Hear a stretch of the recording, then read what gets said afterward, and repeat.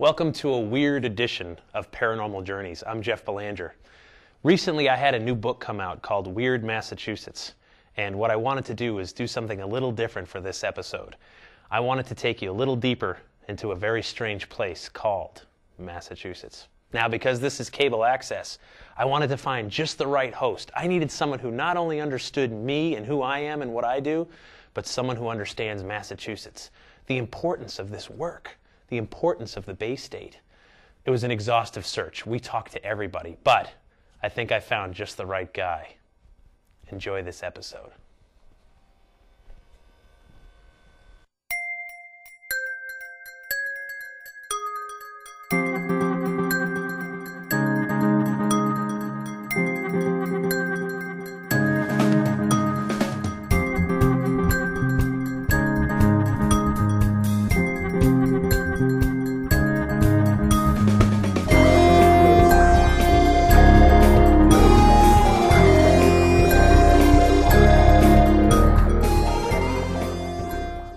Hi, I'm Jeff Belanger, and welcome to Cable Access. Today, it is my honor to have such a great guest with us, a guy I have a lot of respect for, someone whose work I followed for a lot of years.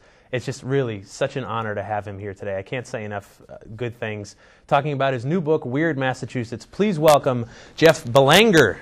Jeff, hey, thanks so much for having me. Man, I love your show. It's so great to be here. I'm just kidding. I've never seen it. But seriously, it's nice to be slumming it with you, Jeff, because I've heard good things, really. Am I saying that right? Is it Belanger? It's Belanger, actually. But don't worry. Everybody gets it Jeff wrong. Belanger. Thank you. But close. Thanks for coming. So, Jeff, you've written a new book. I guess that makes you think you're pretty special, huh? Mr. Big Shot, take your book on TV? No. It's not like that at all. No, I just, I'm excited about Massachusetts. I don't think I'm a big deal, this is what I do. This is my job. And wait a minute, didn't you ask me to come on the show? I mean, come on. That's true. Sorry about that. So tell us, what is weird in Massachusetts? Well, first of all, things were normal in Massachusetts right up until about 10,000 years ago, and then things started to get weird. That's when who we would call the Native Americans moved in. Started settling here with all kinds of interesting beliefs and mythology and rituals. The colonists came. Certainly, we think there were Europeans here long before Columbus. We've got evidence of that all over the state between some of the structures and some of the ancient graffiti, such as Dighton Rock. We've got these amazing features all over the state. But things get more and more weird as time goes on. The thing about Massachusetts is that when you think on a national scale of gaudy and outlandish places, you don't typically think of Massachusetts. You think of New Jersey, you think of Long Island, certainly California. But in Massachusetts, if you scratch the surface just a little bit, we have a lot of skeletons in our closet. And it was fun to explore that, absolutely. So I see you've brought some kind of animal with you. What's going on there? Yeah, I did bring some animals to the show today. I thought this would be quite a rare opportunity. I brought some creatures that are indigenous to Massachusetts. Certainly they've spread all around the world since, but they are absolutely originally only from Massachusetts. And just give us a second here. Get them out. Now just be careful. Is that thing dangerous? Is it going to They're get not out? totally tame. Careful, folks. I'm not sure what this is. Easy, girl, easy.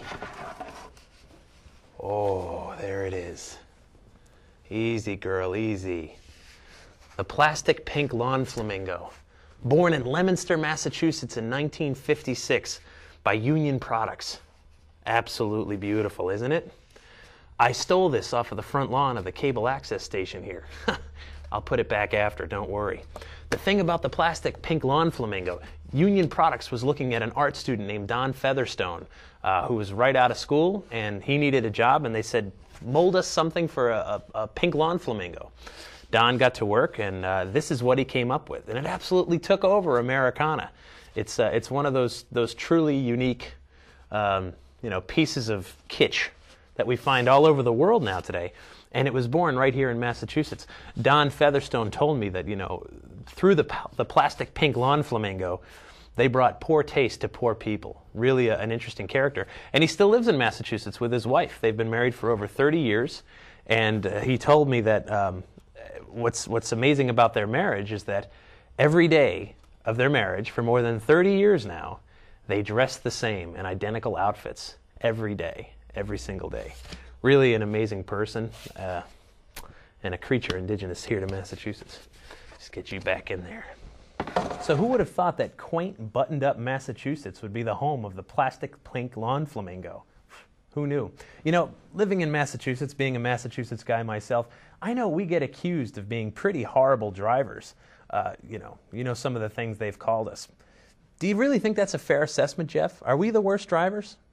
Yeah, we do get accused of being bad drivers, but in our defense, you know, there's some things out there that certainly support our reputation as bad drivers, but you know, there's other things that defend us as well. We've actually got a clip of a recent excursion we took.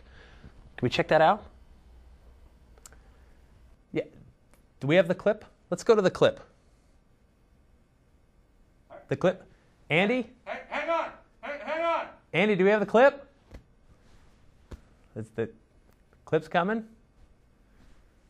We need the clip. One second. Oh, we got it? Okay, go ahead. There are strange things all over Massachusetts. Sometimes you can look in your own backyard. We've got mystical creatures. We've got all kinds of weird things. And actually, check this out. Come look. I think your brake light's out. Wow, look at this. This is truly a rare find here in Massachusetts. Hello? This is called a turn signal. Now, you would think if you saw this, that the car would be making a right-hand turn. But you never know, because there's a saying here in Massachusetts that if you see a car with a turn signal on, it means it was on when they bought the car and they don't know how to turn it off. Wow, what a rare find. Right. While researching this book, I talked to the National Highway Traffic and Safety Administration just about our driving record here in Massachusetts. And I said, look, if we're the worst drivers in the country, I want to know it and I want to own it. But if we're not, I want to know that too. And so we were looking at statistics because it's tough to compare. For the one thing, you know, small counties and rural parts of various states, they don't keep track of every single moving violation and report to a national database. So it's tough to compare that way. But there was one statistic that we could come up with, and that was the number of fatalities per 100,000 drivers. And I said, all right, you know, so that would mean that Montana is equal to Hawaii is equal to Massachusetts if you look at the numbers that way.